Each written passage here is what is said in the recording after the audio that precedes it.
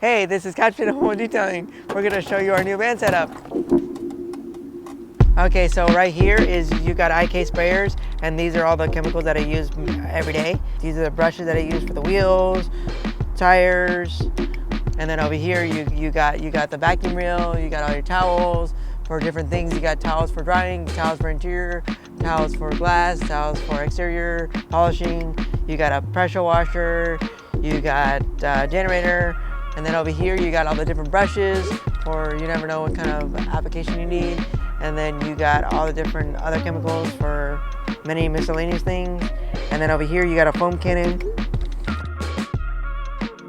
Then over here you got just more stuff that I use every day.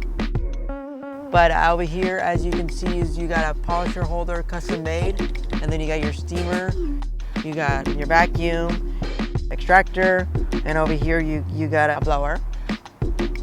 And then as you walk around on this side, there's a rack where I just put everything in here that I don't use every day, but it has polishes that I just come and grab. And over here you got a water tank, you got a 100-gallon water tank. So the reason why all this equipment is so that way we can detail your car, we make sure we're fully mobile, we have power, I got water, I got everything. So what else you need?